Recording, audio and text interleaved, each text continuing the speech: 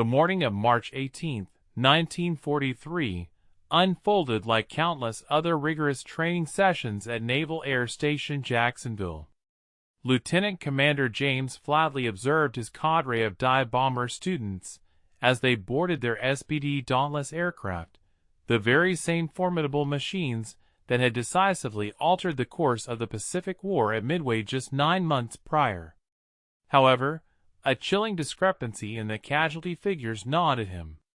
Over the preceding 6 weeks, Flatley had tragically lost a greater number of aspiring aviators to training-related incidents than he had experienced in actual combat throughout the entirety of the arduous Guadalcanal campaign. The emerging pattern was unequivocally clear and profoundly unsettling. These fatalities were not attributable to the inexperience of novices or the unpredictable whims of mechanical failure. Instead, seasoned pilots, men who had already proven their mettle and survived multiple combat missions, were executing flawless, textbook-perfect dive-bombing maneuvers directly into the unforgiving embrace of the ocean. Reports emanating from other naval air stations corroborated this distressing narrative with an eerie consistency. At Naval Air Station Corpus Christi, at Naval Air Station Pensacola, and at numerous other airfields scattered across the nation, dive bomber pilots were perishing under circumstances that defied all tactical logic. They would initiate their roll to an inverted position, seamlessly transition into their steep dive, maintain the precise 70-degree angle mandated by operational doctrine, and meticulously track their designated targets through their bomb sights. Yet, inexplicably, they would simply fail to execute the crucial pull-out maneuver. There were no frantic radio transmissions signaling distress, no erratic flight patterns indicative of control system malfunctions. The aircraft would steadfastly maintain its precipitous dive angle, continuing its descent past the designated bomb release point and beyond the safe altitude for recovery, until the immutable laws of physics rendered any attempt at salvation futile. Subsequent crash investigations consistently revealed control surfaces to be fully intact, engines operating flawlessly, and airframes undamaged save for the cataclysmic force of impact. It was as if the pilots had succumbed to sleep at the most critical juncture, but this was not the case. The phenomenon unfolding within those cockpits was far more insidious and terrifying than mere fatigue. Stay with us and watch the end of the video. We will be grateful for your like and subscription. The Navy's Bureau of Aeronautics had been receiving disquieting field reports since the latter part of 1942, but the sheer magnitude of the problem only became unequivocally apparent when squadron after squadron began to suffer devastating losses of pilots due to what official documentation euphemistically termed failure to recover from a dive. This carefully chosen phrase served to obscure a more grim reality that no one was eager to confront. The very dive bombing technique that had secured victory at the pivotal Battle of Midway was now systematically claiming the lives of the courageous men who had so meticulously mastered it. The inherent precision and rigorous discipline that rendered dive bombing so devastatingly effective against Japanese naval vessels had inadvertently created a physiological snare, a trap that the delicate intricacies of human biology were simply not equipped to withstand. Commander Flatley initiated discussions and compared observations with his counterparts, other training officers across the service, and a profoundly unsettling consensus quickly materialized. The pilots who were tragically perishing were not the careless individuals who might cut corners or the reckless daredevils who habitually pushed beyond their established operational limits. On the contrary, they were the meticulously precise, by-the-book aviators who adhered to every written directive with unwavering fidelity. These were the very men who held their dives to the absolute last possible second, driven by an unwavering commitment to ensure maximum accuracy against their targets. They were the ones who had internalized the brutal, unforgiving mathematics of dive bombing, understanding that every mere 100 feet of additional altitude at the point of bomb release translated into dozens of feet of potential deviation from the intended target. When engaging a fast-maneuvering warship, such a missed distance could spell the crucial difference between a decisive hit and a wasted ordnance. Consequently, these dedicated pilots had rigorously trained themselves to delay, to prolong that screaming descent, to keep the target perfectly centered within their sights until the absolute final fraction of a second before initiating the pull-out maneuver. And it was precisely this unwavering discipline, this relentless commitment to pinpoint accuracy, that was now claiming their lives in numbers so significant that it threatened to cripple the entire dive bomber force. I am from the United States, and I find this historical account of GLOC in dive bombing absolutely fascinating and deeply tragic. It highlights how cutting-edge military technology and tactics can inadvertently create unforeseen physiological challenges for the human body, and how a cultural bias against automation can cost lives. It's a powerful reminder of the human element in warfare and the continuous learning required to adapt and survive. The USS Yorktown's Air Group 3 was renowned for its exceptional precision and the caliber of its aviators. These were not inexperienced recruits fresh from their initial flight training, but rather seasoned combat veterans who had honed their formidable skills during the arduous Solomon's campaign. Their prowess was legendary. They were men capable of accurately delivering a 1,000-pound bomb onto the deck of a destroyer from an altitude of 10,000 feet. However, on March 22, 1943, during what was expected to be a standard training exercise off the coast of Florida, Lieutenant Robert Chin tragically failed to recover from his dive. His wingman, Ensign Marcus Webb, witnessed Chin's Dauntless maintain its steep angle of descent beyond the designated bomb release point and the altitude where a pullout should have been initiated, until it plunged into the water in a vertical impact that left virtually no recoverable wreckage. This grim incident marked the squadron's third fatality in a mere 2 weeks, and it would not be the last. Just 5 days later, Lieutenant William Stamper commenced his dive during an identical training maneuver. His radio remained eerily silent, and his aircraft maintained its unyielding trajectory. Observers positioned on the Yorktown's deck watched through binoculars as Stamper's SBD continued its relentless descent past every altitude marker, anticipating a recovery that never materialized. The subsequent impact generated a towering plume of white water, visible for miles across the ocean. Stamper, remarkably, had been Chin's flight instructor, a survivor of pivotal carrier engagements such as the battles of Coral Sea and Santa Cruz, and a pilot who had logged over 300 carrier landings. His death during a routine exercise he could have performed effortlessly underscored the perplexing and alarming nature of these accidents. Upon the squadron's return to the Yorktown that afternoon, the commanding officer immediately grounded the entire dive bomber element, pending a comprehensive investigation. Admiral Mark Mitcher, who commanded Fast Carrier Task Force operations, had witnessed enough of these devastating losses. He issued a stern directive to the Bureau of Aeronautics, demanding an immediate cessation of treating these recurrent accidents as isolated incidents. Instead, he insisted they be recognized and addressed as a profound, systemic crisis impacting the operational readiness and safety of naval aviation. We invite you to stay with us and watch the end of the video. We will be grateful for your like and subscription. Please leave a comment about where you are from and what you think about the video topic. The subsequent inquiry meticulously aggregated data from every Navy and Marine Corps dive bomber squadron operating across both the Atlantic and Pacific theaters of war. The statistics that emerged were truly staggering.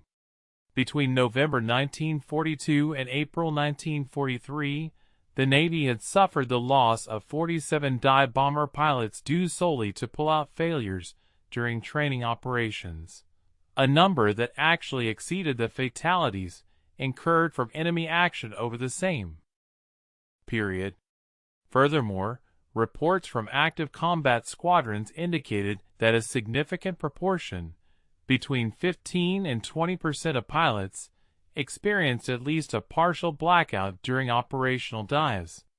This physiological vulnerability had already compromised several combat missions, as section leaders lost consciousness mid-attack, forcing their wingmen to abandon their objectives and escort their incapacitated comrades to safety.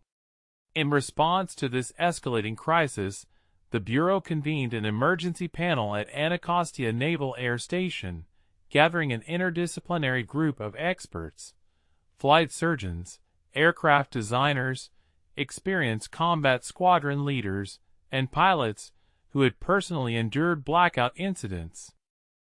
For 3 intensive days in early April, they rigorously dissected every established tenet of dive bombing technique.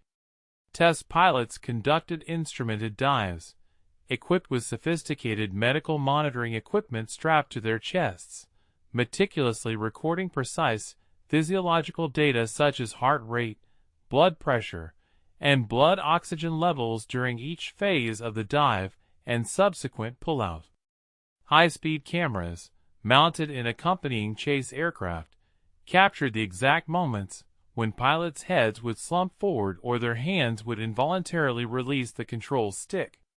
The cumulative evidence was irrefutable. The standard dive bombing profile, as universally taught in every Navy flight school, was physiologically unsustainable. Pilots were being trained to execute a maneuver that human biology could not reliably withstand. The existing doctrine desperately needed revision, yet no member of the panel could agree on how to fundamentally alter it without compromising the critical bombing accuracy that made the dive bombing tactic so strategically valuable in the first place.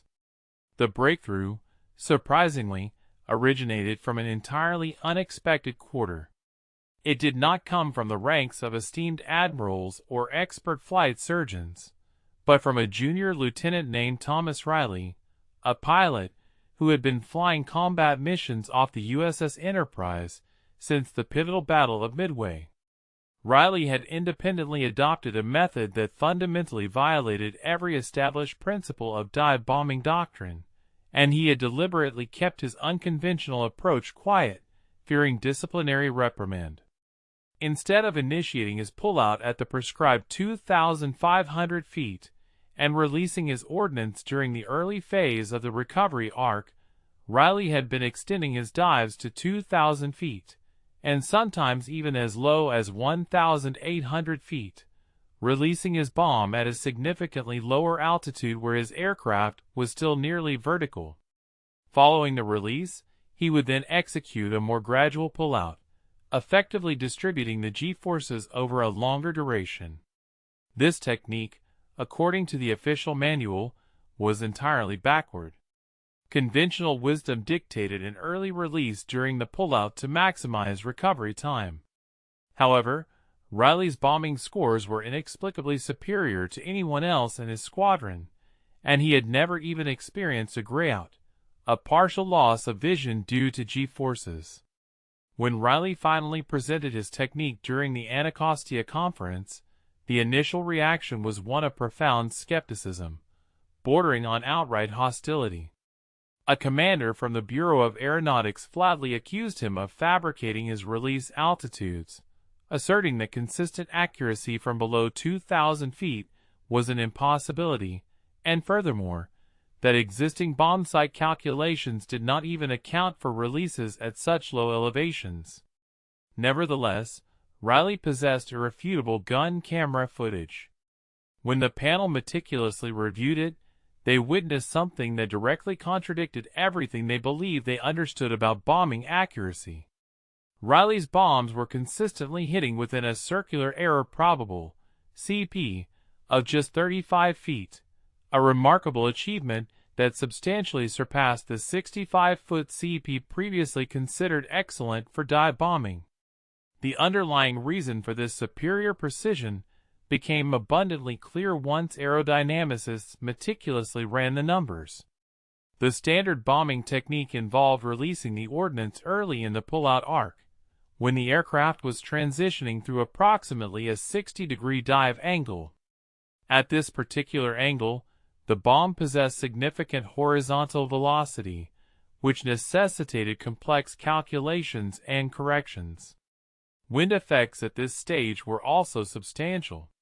Consequently, the bomb's trajectory was a complicated parabolic curve, demanding that the pilot accurately lead the target and account for a multitude of variables. In stark contrast, Riley's ultra-low releases occurred when the aircraft was still almost perfectly vertical, typically between 75 and 85 degrees nose down. At such a steep angle, the bomb descended nearly straight down, exhibiting minimal horizontal component. Crucially, wind effects became negligible. The bomb's trajectory was, in essence, a straight line from its point of release to its point of impact. This ballistic simplicity directly translated into enhanced accuracy. The bombsight mathematics that had seemed incorrect for low releases were, in fact, perfectly accurate. It was simply that they had never been properly tested because prevailing doctrine asserted that a pilot would not survive long enough to reach such low altitudes. The G-force advantage offered by Riley's method was equally significant. By extending the duration of his dive and subsequently executing a more gradual pull-out, Riley effectively distributed the same total G-load over a period of 7 or 8 seconds, rather than compressing it into a mere 4 seconds. This technique resulted in lower peak G-forces, registering around 4.5 Gs instead of the 6 or 7 Gs typically experienced, thus keeping him safely below the critical blackout threshold. More importantly, the gradual onset of these forces allowed his cardiovascular system sufficient time to compensate. His blood pressure could adjust, enabling him to maintain his anti-G straining throughout the entire maneuver, rather than having his physiological defenses overwhelmed by a sudden and intense spike. Implementing this technique undeniably demanded immense nerve. It required pilots to plunge deeper into the danger zone before initiating their recovery. However, the underlying physics were irrefutable. Lower and slower pullouts were demonstrably both safer and more accurate than the prevailing doctrine that was tragically claiming pilots' lives on a weekly basis. Interestingly, the National Advisory Committee for Aeronautics, NACA, had been conducting extensive wind tunnel research on bomb trajectories since 1941, yet no one had considered applying their invaluable data to ultra-low altitude releases until Riley's groundbreaking technique compelled a comprehensive reevaluation. When NACA engineers at the Langley Research Center subsequently ran the full aerodynamic models, they uncovered a fundamental truth that, in retrospect, should have been obvious but had been entirely obscured by decades of ingrained doctrinal assumptions. The standard 2,500-foot release point, it was revealed, had never been selected for its inherent accuracy. Instead, its primary rationale had been safety, providing pilots with the maximum possible time to recover if any unforeseen complication arose. However, this safety margin had been calculated based on the flawed premise that pilots would remain fully conscious and capable throughout the entire pullout, an assumption that the recent tragic incidents had demonstrably proven false. The detailed wind tunnel data unequivocally revealed why lower releases produce significantly tighter impact patterns. A bomb released at 2,500 feet during a pullout would traverse approximately 180 feet of horizontal displacement before striking its target. Throughout this extended flight time, it was susceptible to various environmental factors, including wind drift, variations in air density, and the complex aerodynamic interactions between the bomb's stabilizing fins and the turbulent air generated behind the diving aircraft. Even minor discrepancies in release timing, differences as small as a mere tenth of a second, could translate into a substantial missed distance of 15 or 20 feet on the target. Conversely, a bomb released at 1,800 feet from an aircraft in a nearly vertical attitude would travel perhaps only 40 feet horizontally before impact. The flight time was significantly shorter, the trajectory inherently simpler, and consequently, the margin for error was dramatically reduced. Variations in release timing that would cause considerable misses at higher altitudes produced only negligible deviations when executed from these much lower elevations. The ultimate empirical confirmation came from a thorough analysis of actual combat footage. The Navy had diligently collected gun camera film from every combat mission since the Battle of Midway, and this extensive archive contained frame-by-frame records of thousands of bomb releases with clearly visible impact points. When analysts meticulously reviewed this vast collection of film, specifically examining release altitudes and corresponding accuracy, the correlation was undeniable.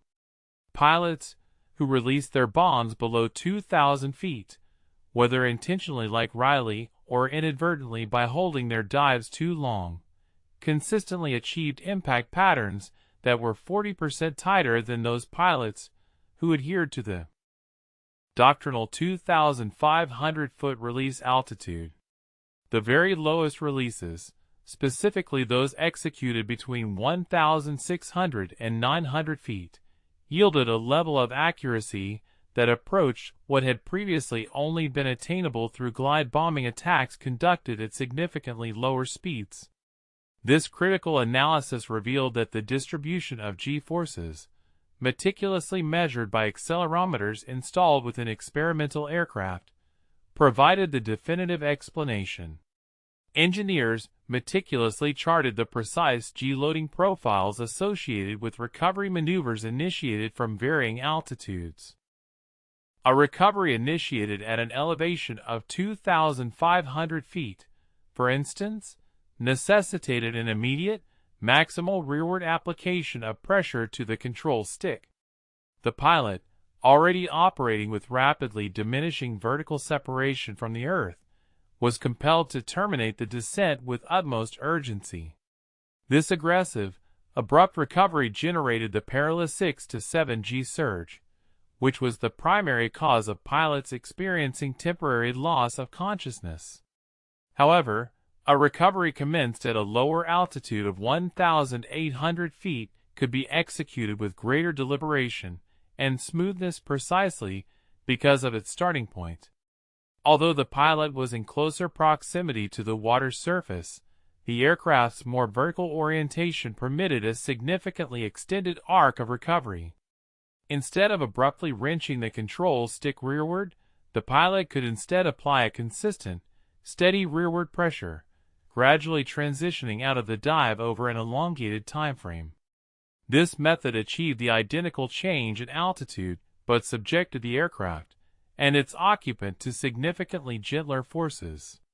Consequently, the peak G-load remained below the critical threshold of 5 gs, a level comfortably within the physiological limits where pilots could maintain complete awareness and continue to operate their aircraft with full cognitive and motor function. The imperative to alter established operational doctrine was one challenge, but the monumental task of retraining an entire combat aviation force to execute maneuvers diametrically opposed to their ingrained muscle memory constituted an entirely different, formidable obstacle. In June of 1943, the United States Navy established a specialized experimental dive bombing school at Naval Air Station Jacksonville, directly under the vigilant supervision of Commander Flatley. The entire instructional curriculum was fundamentally redesigned and reconstructed from its foundations, centering on what was officially termed the delayed pull-out technique. However, pilots in the field quickly adopted more colloquial designations such as riding the edge or simply the late pull. The initial hurdle was primarily psychological, to persuade seasoned pilots that descending to a closer proximity to the water before initiating recovery was not an act of suicidal recklessness, but rather, paradoxically, the inherently safer methodology. The rigorous training regimen commenced with classroom instruction that bore a closer resemblance to advanced physics lectures than to conventional flight briefings. Pilots were subjected to comprehensive presentations on the phenomenon of G-induced loss of consciousness, complete with intricate charts illustrating the patterns of blood flow during high G maneuvers and detailed graphs correlating the rate of G-force onset with the probability of experiencing a blackout. Stay with us and watch the end of the video. We will be grateful for your like and subscription. Where are you from? And what do you think about the video topic? Flight surgeons provided meticulous explanations of the precise physiological events that transpired within the human visual system when the delicate retinal tissues were deprived of essential oxygen. The instructors emphatically ensured that every pilot fully comprehended that this critical understanding was not contingent upon inherent courage or exceptional skill. It was, fundamentally, a matter of human biology. Even the most valorous and proficient pilot in the world would inevitably experience a blackout at 6 gs if the recovery maneuver was executed with excessive force and speed. The overarching objective was not to combat or defy the immutable forces of gravity, but rather to skillfully manage them, to distribute their impact over an extended duration, thereby allowing the human body to adapt to the stress rather than succumbing to physiological shutdown. Following the theoretical groundwork, the training progressed to intensive instrument work. The implementation of this novel technique demanded that pilots cultivate an absolute trust in their altimeters, particularly in situations where every primal instinct screamed for an immediate and forceful recovery. Instructors guided pilots through extensive practice sessions within link trainers, rudimentary flight simulators of the era, where they would repeatedly execute dive profiles, continuously vocalizing their current altitudes. Passing 3,000, maintaining angle. Passing 2,500, maintaining angle. Passing 2,000, target in sight. Steady. 1,800, initiating pullout. These verbal callouts served to maintain their conscious mental engagement and effectively counteract the onset of tunnel vision, a common precursor to the loss of altitude awareness. Pilots continued these exercises until the callouts became an automatic, ingrained verbal rhythm, a reflexive response that would persist even under extreme stress. The actual flight training introduced the new technique through a meticulously structured series of graduated steps. The initial flights involved practice dives conducted without any live bomb load, with pullouts commencing at 2,200 feet, a mere 300 feet lower than the parameters dictated by the outdated doctrine. Instructors flew alongside in chase aircraft, providing continuous radioed updates on altitude. Pilots progressively learned to discern the specific visual cues that corresponded to the 1,800-foot mark, the perceived size of the target, the distinctive geometry of the horizon, and the precise sight picture that unequivocally signaled "now!" They honed their execution of the gradual pullout, mastering the application of steady back pressure rather than the abrupt, forceful yanking of the stick. They also practiced anti-G straining maneuvers, which were initiated prior to the pullout and sustained throughout the entire recovery process. This involved forcefully grunting with each breath, consciously tensing their leg and abdominal muscles to facilitate the retention of blood in the upper regions of the body. By August of 1943, the facility at Jacksonville was successfully graduating pilots who could consistently release their ordnance from altitudes ranging between 1,700 and 900 feet, achieving circular error probables of less than 40 feet, and crucially, with zero reported incidents of G-induced incapacitation. Although this revised training curriculum extended the instructional period by 3 weeks compared to the previous program, the demonstrably superior results were irrefutable. Squadrons that received these newly trained pilots reported significant accuracy enhancements, ranging from 35 to 50%, when compared to squadrons still employing conventional techniques. More importantly, the rate of training accidents plummeted to virtually zero. While pilots still experienced apprehension, the act of diving to 1,800 feet before initiating recovery demanded every ounce of their professional discipline. However, they were no longer perishing due to the technique itself. The efficacy of the technique was unequivocally proven, and the Navy was now faced with the immense logistical challenge of disseminating and implementing it across every carrier air group operating in both the Pacific and Atlantic Oceans before the commencement of the next major offensive. The delayed pull-out technique received its inaugural large-scale combat evaluation during Operation Forager, specifically the invasion of the Marianas in June of 1944. Task Force 58 deployed a formidable complement of 15 fleet carriers into the Philippine Sea, and every dive bomber squadron had undergone retraining in the new doctrine over the preceding 8 months. On June 19, during the engagement that would subsequently be immortalized as the Great Marianas Turkey Shoot, American dive bombers faced their ultimate test and achieved decisive validation.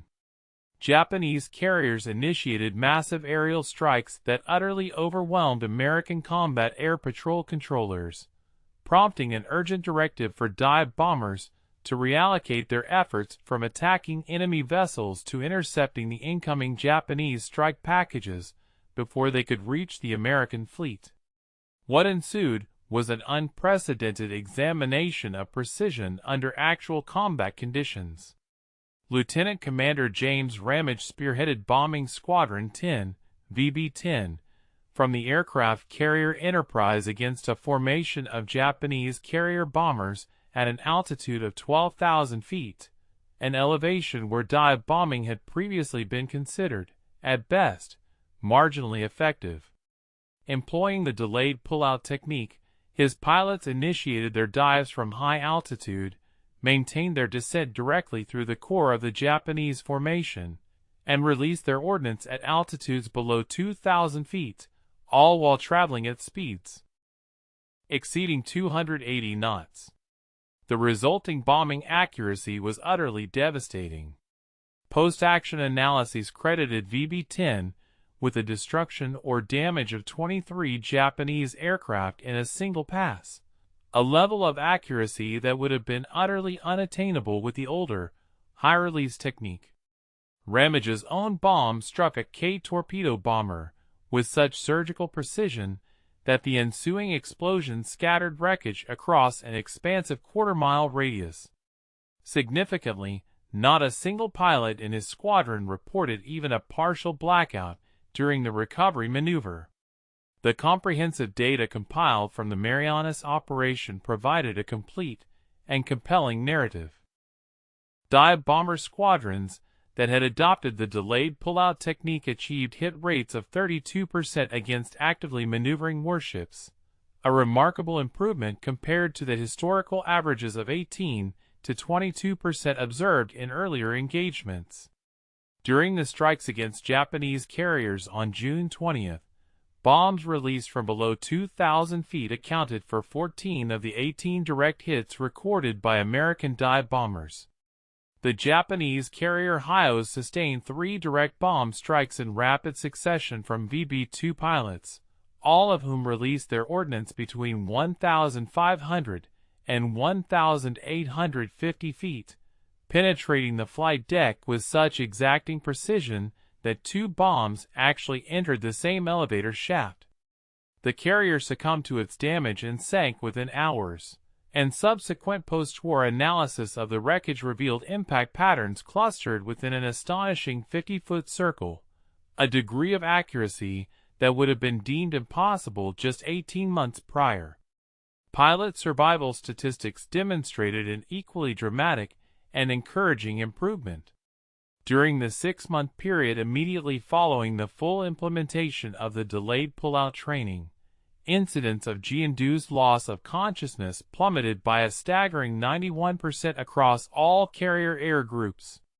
Combat loss rates attributable to dive accidents concurrently fell to statistically insignificant levels, fewer than 1 pilot per 1,000 sorties, a stark contrast to the alarming rate of 15 per 1,000 during the perilous early months of 1943.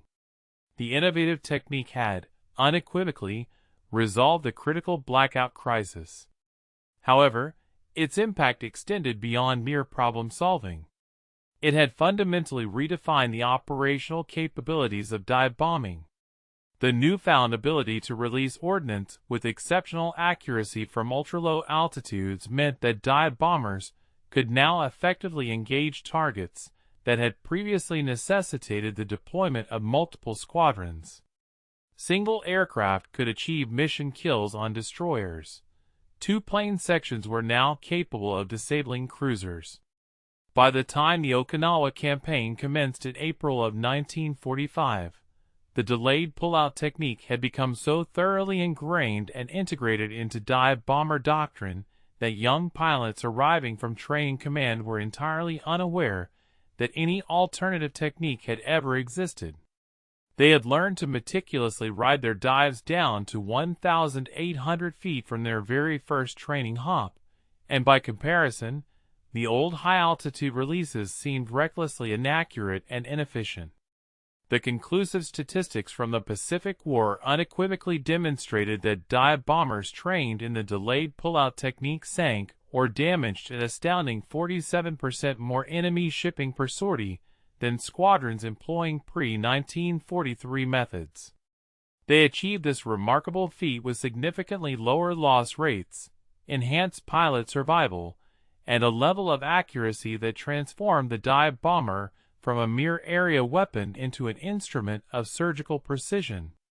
The technique that had been initially perceived as suicidally dangerous in 1943 had, by war's end, become the undisputed standard by which all other bombing methodologies were rigorously measured.